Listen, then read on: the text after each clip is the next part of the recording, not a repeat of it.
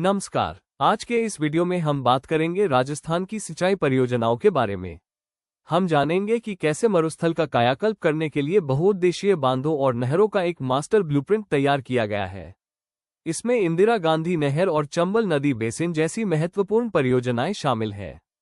आइए सबसे पहले राजस्थान के सिंचाई परिदृश्य पर एक मैक्रो व्यू डालते हैं। राज्य में सिंचाई का सबसे बड़ा स्रोत नलकूप है, जिनका योगदान 49.94% है और इसका सर्वाधिक उपयोग जयपुर में होता है। इसके बाद 24.41% सिंचाई कुओं के माध्यम से होती है। नहरों से 23.05% क्षेत्र सिंचित होता है, जिसका सबसे ज्यादा फायदा श्रीगंगानगर को मिलता है। वहीं तालाबों का योगदान 0.43% है। इन सिंचाई परियोजनाओं को आकार के अनुसार 3 भागों में बांटा गया है: लघु, मध्यम और वृहद परियोजना। अब बात करते हैं बहुउद्देशीय नदी घाटी परियोजनाओं की। चंबल परियोजना में राजस्थान और मध्य प्रदेश की 50% की हिस्सेदारी है, जिससे राजस्थान को 193 मेगावाट बिजली मिलती है। माही बजाज सागर में राजस्थान और गुजरात 45-55 के अनुपात में साझीदार है। इसकी 140 मेगावाट बिजली पूरी तरह से राजस्थान के जनजातीय क्षेत्रों को दी जाती है। इसी तरह भाखड़ा नागल और व्यास परियोजनाएं पंजाब, हरियाणा और राजस्थान की संयुक्त पहल है। चंबल नदी परियोजना को 3 चरणों का चमत्कार कहा जाता है। इसके प्रथम चरण में मध्य प्रदेश में गांधी सागर बांध और राजस्थान में सिंचाई के लिए कोटा बैराज बनाया गया। द्वितीय चरण में चित्तौड़गढ़ में राणा प्रताप सागर बांध बना, जो राजस्थान का सबसे बड़ा बांध है और रावतभाटा परमाणु संयंत्र को जल आपूर्ति करता है। तृतीय चरण में कोटा बूंदी में जवाहर सागर डैम का निर्माण किया गया।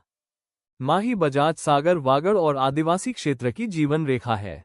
बांसवाड़ा के बोरखेड़ा में स्थित यह बांध 3109 मीटर लंबा है, जो इसे राजस्थान का सबसे लंबा बांध बनाता है। जैसा कि हमने पहले बताया, यहां पैदा होने वाली 100% बिजली जनजातीय क्षेत्रों के विकास के लिए आरक्षित है। उत्तर की महापरियोजनाओं में सतलज और व्यास नदी तंत्र प्रमुख है। भाखड़ा बांध भारत का सबसे ऊंचा गुरुत्वीय बांध है। इससे राजस्थान का हनुमानगढ़ जिला सर्वाधिक लाभान्वित होता है। वहीं व्यास नदी पर बने पोंग बांध से सर्दियों के दौरान इंदिरा गांधी नहर (IGNP) को महत्वपूर्ण जल आपूर्ति होती है। राजस्थान में नहर क्रांति का इतिहास काफी समृद्ध है। 1927 में आधुनिक भारत के भागीरथ महाराजा गंगा सिंह जी ने गंग नहर का निर्माण करवाया, जो भारत और राजस्थान की पहली पक्की नहर थी। इसी की सफलता को देखते हुए 1948 में इंजीनियर कंवरसेन ने मरुस्थल के लिए राजस्थान नहर यानी IGNP का विजन रखा। मरुगंगा के नाम से पहचानी जाने वाली IGNP की संरचना बहुत विशाल है। इसके तहत 204 किलोमीटर लंबा राजस्थान फीडर बनाया गया है, जो हरी के बैराज से शुरू होता है। इसकी मुख्य नहर 445 किलोमीटर लंबी है, जो पुनर्तः राजस्थान के भीतर मसीतावाली से मोहनगढ़ तक बहती है। इस विश्व बैंक वित्तपोषित परियोजना को 2 चरणों में पूरा किया गया है। IGNP का नेटवर्क मरुस्थल के किसी ट्रांजिट मैप जैसा प्रतीत होता है। ऊंचे क्षेत्रों तक पानी पहुंचाने के लिए लिफ्ट नहरें बनाई गई हैं, जिनमें कंवरसेन लिफ्ट सबसे लंबी है और चौधरी कुंभाराम लिफ्ट सर्वाधिक जिलों को कवर करती है।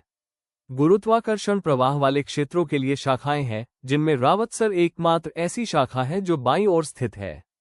इस पूरी परियोजना से सबसे अधिक फायदा बीकानेर जिले को मिला है। IGNP के मरुस्थल पर दोहरे प्रभाव पड़े हैं, जहां एक ओर उत्तर पश्चिमी राजस्थान में हरित क्रांति आई है और चारागाह भूमि का विस्तार हुआ है। वहीं दूसरी ओर जलभराव या सेम की समस्या भी उत्पन्न हुई है, जिससे हनुमानगढ़ का बड़ोपल गांव सर्वाधिक प्रभावित हुआ है। इसके समाधान के लिए इंडो डच कार्यक्रम के तहत सफेदा के पेड़ लगाए जा रहे हैं और मिट्टी की लवणता कम करने के लिए जिप्सम का व्यापक उपयोग किया जा रहा है। अब बात जल दक्षता के आधुनिक मानक यानी नर्मदा नहर की। 532 किलोमीटर लंबी इस परियोजना का 74 किलोमीटर हिस्सा राजस्थान के जालोर और बाड़मेर में बहता है। इस परियोजना की सबसे बड़ी खासियत यह है कि राज्य में पहली बार इसमें फव्वारा, स्प्रिंकलर और बूंद बूंद ड्रिप सिंचाई पद्धति का उपयोग अनिवार्य किया गया है। राजस्थान के भविष्य की इंजीनियरिंग है ERCP परियोजना। 72,000 करोड़ रुपये के बजट वाली इस महत्वाकांक्षी योजना से राज्य के 17 जिले लाभान्वित होंगे। इसके तहत बारिश के व्यर्थ बहने वाले पानी को नवनेरा बैराज और ईसरडा बांध जैसी 158 जल इकाइयों और 26 बांधों के माध्यम से डाइवर्ट किया जाएगा। राज्य में क्षेत्रीय सहयोग से कई सीमांत नहरें भी संचालित हैं। इनमें राजीव गांधी सिद्धमुख नहर प्रमुख है, जो वर्तमान में नाबार्ड द्वारा वित्तपोषित है और इससे हनुमानगढ़ व चूरू को लाभ मिलता है। इसके अलावा हरियाणा के सहयोग से यमुना लिंक नहर और उत्तर प्रदेश के सहयोग से भरतपुर नहर का संचालन किया जा रहा है।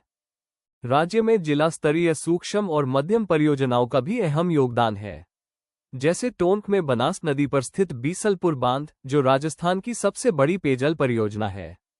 प्रतापगढ़ का जाखम बांध 81 मीटर के साथ राज्य का सबसे ऊंचा बांध है। करौली में स्थित पांचना बांध राज्य का सबसे बड़ा मिट्टी का बांध है, जिसे अमेरिका के सहयोग से बनाया गया था। निष्कर्ष के तौर पर यदि हम राज्य जल नीति 2010 को देखें तो इसमें सर्वोच्च प्राथमिकता पेयजल को दी गई है। इसके बाद क्रमशः पशुधन, घरेलू उपयोग और कृषि का स्थान आता है। जल स्वावलंबन अभियान के माध्यम से पारंपरिक जल स्रोतों का सामुदायिक पुनरुद्धार किया जा रहा है, ताकि यह सुनिश्चित हो सके कि हमारा मरुस्थल केवल जीवित ही न रहे, बल्कि भविष्य में समृद्ध भी हो। वीडियो देखने के लिए धन्यवाद। लाइक, शेयर, कमेंट, सब्सक्राइब करें।